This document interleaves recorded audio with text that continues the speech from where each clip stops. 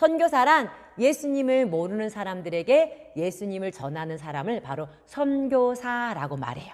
그래서 오늘 이 시간에는요, 지금으로부터 130년 전에 우리나라가 조선시대였을 때 그때 있었던 이야기예요. 그때는 아무도 예수님에 대해서 들어본 적도 없고 우리 조선 땅에도 교회가 없을 때의 이야기였어요. 그때 선교사님들이 많이 들어왔었는데요. 선교사님들 중에 바로 마포사멸이라는 선교사님에 대해서 이야기를 들을 거예요. 그래서 오늘 제목은 한국을 사랑한 마포삼열 선교사님 대해서 들을 거예요. 마포사멸이라고 했는데 원래 마포사멸이 아니라 마포사멸 선교사님 이름은 사무엘 모펫이라는 이름을 가지고 있었어요. 사무엘 모펫. 자, 이 사무엘은요 미국에서 태어났어요. 미국에서 예수님을 믿는 가정에서 태어나서 신앙생활을 훈련 잘 받아서 멋지게 자랐어요. 이 사무엘은 어렸을 때 11살이 되었을 때 교회에서 예배드리다가 예수님을 개인의 구주로 영접하게 되었고요. 예수님 믿고 하나님의 자녀가 되었어요. 그리고 난 다음에 사무엘은 하나님을 위해서 뭐 할까 고민하다가 꿈을 가졌는데 과학자라는 꿈을 갖게 되었어요. 과학자의 꿈을 가지고 자라다가요. 대학생이 되었을 때 꿈이 바뀌었어요. 왜냐하면 대학교에서 진행하는 수련회에 참석했는데 거기에서 선교사란 꿈을 가지게 되었어요. 아버지, 저 나중에 선교사가 될 거예요. 선교사? 좋지. 예수님을 모르는 사람들에게 예수님을 전하는 일이란 하나님이 정말 기뻐하시는 일이지. 잘했다. 그렇다면 어느 나라 가기를 원하니? 아버지, 저는 저기 먼 곳에 조선이란 땅에 가고 싶어요. 조선? 조선? 안 된다. 조선 그 땅은 아주 가난해. 사람들이 가난하고 벌레도 우글거리고 전염병도 많아서 사람들이 많이 죽는단다.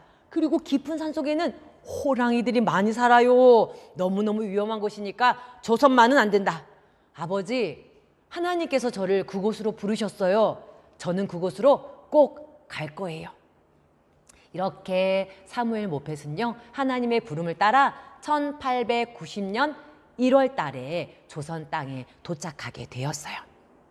이 선교사님이 와서 도착했을 때 서상윤이라는 사람을 통해서 조선말, 바로 한국말을 우리나라 말을 배우게 되었고 우리나라 문화도 배우게 되었어요.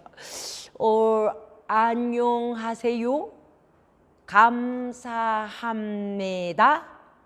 하나님은 당신을 사랑하십니다. 잘했어요, 선교사님.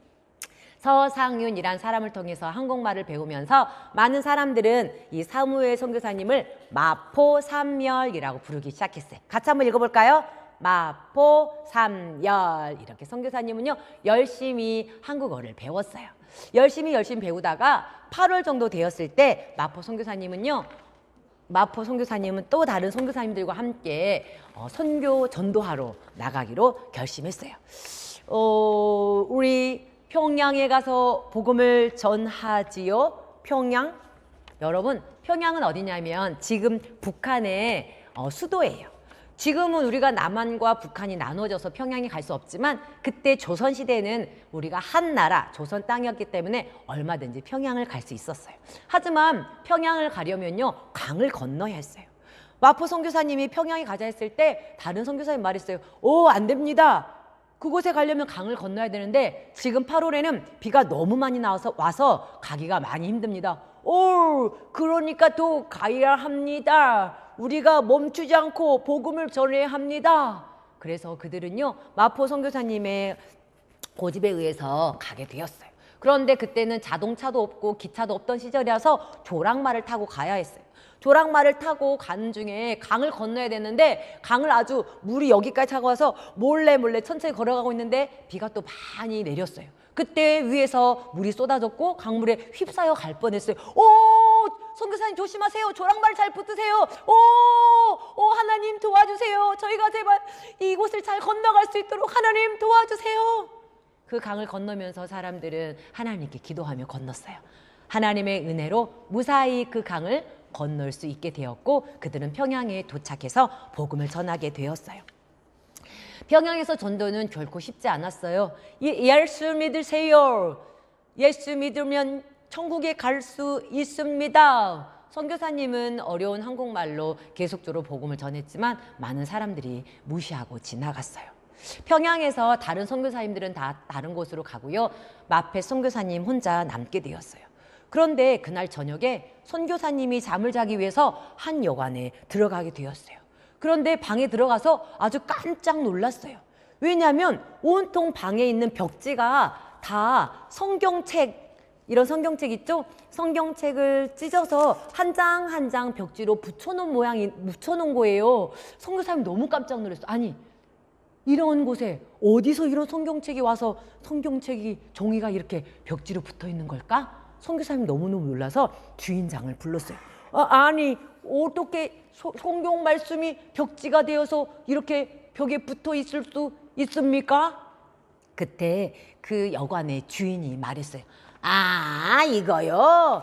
원래 이 집 주인은 박영식이란 사람인데 그 박영식이가 붙여놓은 거 아닙니까?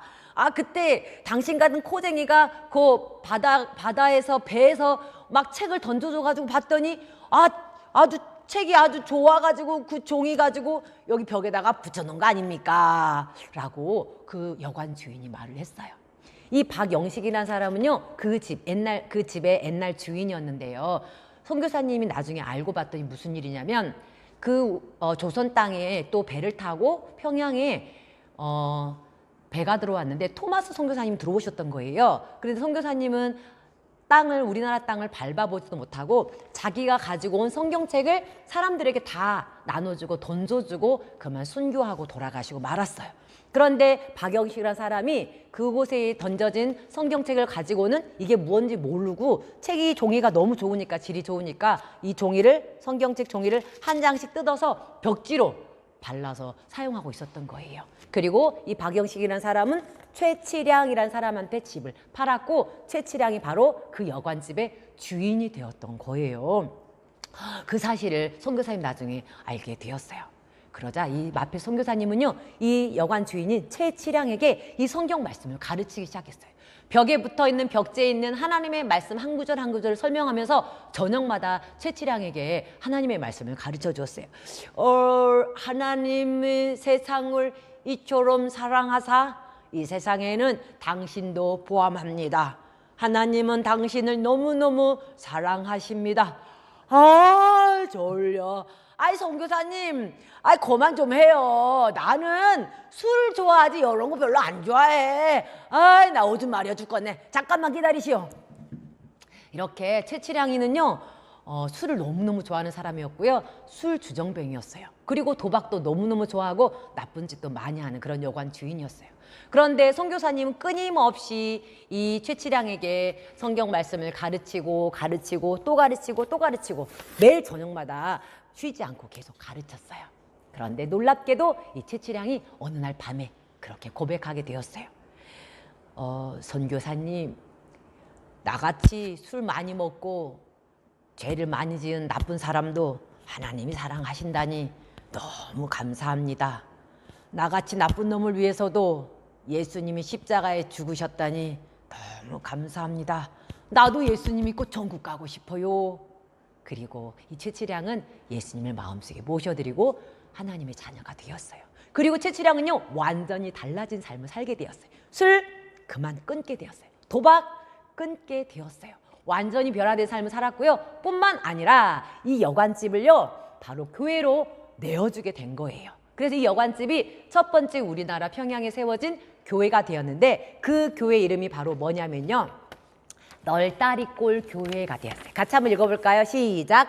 널다리꼴 교회. 널다리꼴 이 교회부터 시작해서요, 이 평양에 널다리꼴 교회가 세워지고 이곳에서 많은 사람들이 예수님 믿게 되고, 나중에는요 1907년도에 우리나라의 평양 대부흥운동이 일어났을 때 이 교회에서부터 시작되었다는 거 아니에요. 이 널다리꼴 교회에서 엄청나게 많은 일이 일어났어요. 뿐만 아니라 또 핍박도 많이 당하게 되었어요. 그 다음에 어떤 일이 있었는지 다음 시간에 해줄게요. 이 널다리꼴 교회가 세워지고 난 다음에 사람들이 주일만 되면 이곳에 와서 하나님의 말씀을 듣게 되었어요. 어느 날은 이곳에 한 사람이 오더니 막 펑펑 울면서 회개하면서 기도하고 있는 거예요. 잘못했습니다. 선교사님, 잘못했습니다. 잘못했습니다. 하면서 막 울고 있는 거예요. 그래서 마포삼열 선교사님이 다가가서 무슨 일인지 물어보았어요. 그 사람이요, 이렇게 말하는 거예요. 선교사님, 제가요, 바로 이 벽지에 붙어 있는 성경책을 던져주고 간 토마스 선교사를 죽인 놈입니다. 제가 나쁜 놈입니다. 이렇게 말하는 거예요.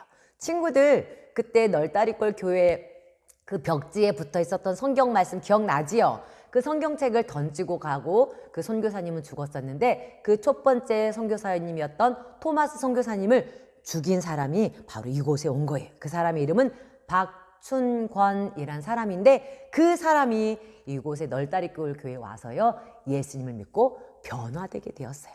얼마나 놀라운가요? 그리고 마포삼열 선교사님은 계속적으로 매일마다 전도하러 다녔어요. 예수님 믿으세요.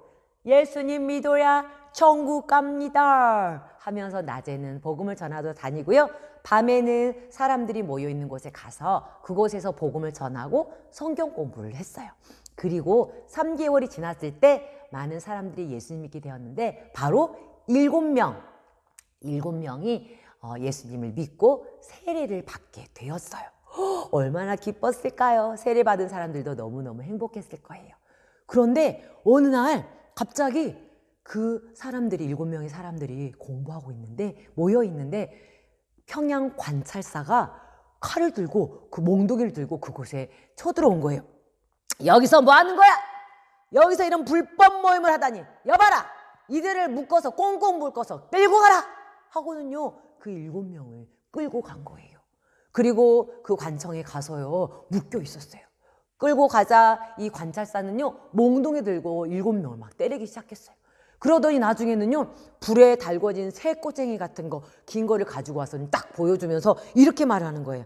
자, 너희는 불법 집회를 했기 때문에 다들 죽어야 된다. 하지만 너희들이 만일 지금 여기서 예수님을 믿지 않겠다고 말하면 살려주겠다. 하지만 그렇지 않으면 죽을 줄 알아. 이렇게 겁을 주는 거예요. 그들은 어떻게 했을까요? 그들 중에 한 사람이 이렇게 눈치 보다가 말하는 거예요. 저는 예수님 믿지 않겠습니다. 저도 예수님 믿지 않을게요. 나도 예수님 안 믿을래요. 하더니 한 명 한 명 예수님을 안 믿겠다고 부인하는 거예요. 7명 중에 5명이 예수님 믿지 않겠다고 부인했어요. 그때 남은 2사람에게 관찰사가 물었어요. 자, 너희들은 어떻게 하겠느냐? 어서 말해보아라 하면서 빨갛게 달궈진 그 쇠를 가지고 물었어요. 그때 한 사람 말했어요. 저는 예수님을 결코 부인하지 않겠습니다. 나는 예수님을 버릴 수 없습니다. 저도 나를 위해 죽으신 예수님을 결코 버릴 수 없습니다. 멋이라? 이것들 여봐라, 당장 고문해라. 관찰사는요 큰 소리를 질렀고 빨간색 달궈진 그 새코쟁이는 그들의 몸을 이렇게 찢었어요. 그러면서도 그들은 예수님을 부인하지 않았어요. 자, 이래도 예수님 믿겠느냐? 나는 예수님을 결코 버릴 수가 없소. 그들은 끝까지 부인하지 않았어요. 화가 난 관찰사는 여봐라, 당장 저들을 감옥에 하옥시켜라. 그리고 그들을 죽이기로 결정했어요. 이 사실을 알게 된 마포삼열 선교사님은 너무너무 놀랐어요. 어떻게 하지? 저 사람들을 살려야 되는데. 마포삼열 선교사님은요 이 사람들을 살리기 위해서 백방으로 살펴보고 돌아다녔어요. 어떻게 해야 될까요? 결국 마포 선교사님은요 그때의 왕인 고종 황제까지 찾아갔어요. 고종 황제에게까지 찾아가서 2사람을 죽이지 말아라는 그런 명령에 담겨진 편지를 받아냈어요. 그리고 달려갔지요. 그때 이 평양 관찰사는요 이 2사람을 죽이기로 작정하고 끌고 나왔어요. 그리고 마지막으로 명했어요. 칼을 번쩍 들고, 자, 지금이라도 예수님을 믿지 않겠다고 하면 살려주겠다. 어떻게 하겠느냐? 그때 한 사람이 말했어요. 나는 지금 죽어도 예수님을 버릴 수가 없어.